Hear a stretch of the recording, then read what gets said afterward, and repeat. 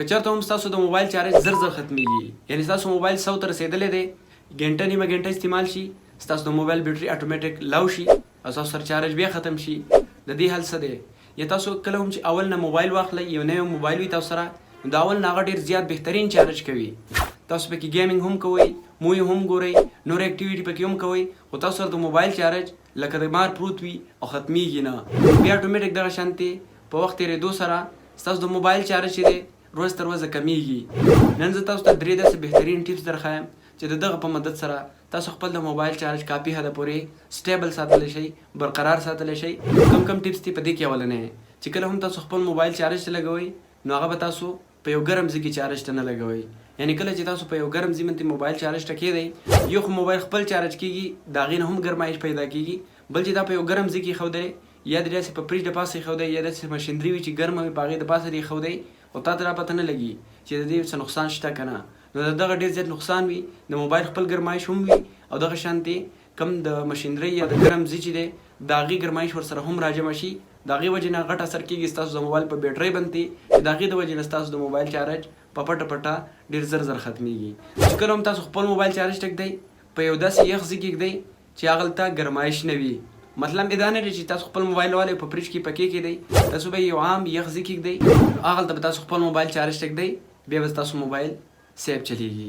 دویم نمبر طریقه چې کله هم تاسو خپل موبایل استعمالوئ، نو تاسو څه وکئ، راشئ مختلف قسم کلرفول ډیزاین والا والپیپر یې پکې ډاونلوډ کړئ او هغه په خپل موبایل باندې سیو کړئ، چې د هغې سره ستاسو موبایل سکرین ښایسته خو ښکاري، خو تاسو دا نه ښکاري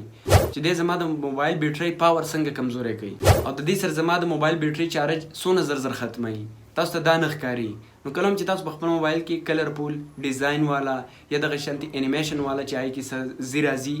دغه تیم تاسو په خپل موبایل ساتئ، دا ستاسو د چارج د کمېدو غټه وجه ده، دا به تاسو چېرته هم نه کوئ. کله هم چې تاسو ساتئ، نو تاسو ډارک بلیک والپیپر یې ډاونلوډ کړئ، په خپل موبایل کې فټ کړئ، چې موبایل خو به ستاسو ښایسته نه ښکاري، خو تاسو به د چارج لپاره ډېر یو سټیبل طریقه وي، نو هغې سره به ستاسو چارج به برقرار وي. دریم نمبر وجه دا عام طور کېږي، یعنې کله هم چې موږ موبایل چارج ته لګوو، نو موږ سره چې کله هم 100 ته چارج ورسي، بیا موږ موبایل لوالو لږ استعمال کړو چې 70 80 ته راکوشي، موږ موبایل کې چارج 20-30% بیا کم شو، بیا یې راوړو موږ بیا چارج ته لګوو، بیا 100 ته ورسوو.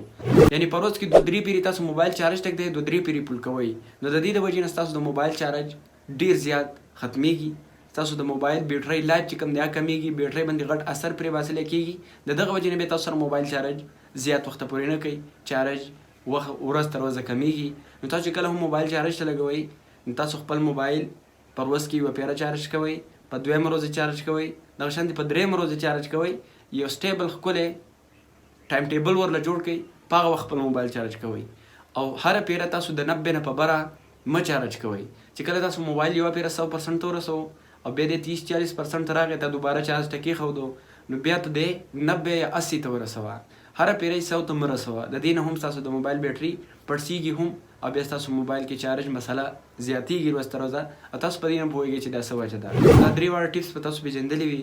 دا ځان سره ضرور یاد ساتئ، د دې د وجې نه به ستاسو د موبایل چارج مسله کافي حده پورې سیټ شي. که دا معلومات ستاسو خوښ شوي وي، نو ویډیو شیر کړئ، بل دغه شانتې مزید ښایسته معلوماتو لپاره او ټیپس اینډ ټریکس لپاره آی ډي ضرور فالو کړئ، که په یوټیوب چینل یې چینل ضرور سبسکرایب کړئ. ډېره ډېره مننه.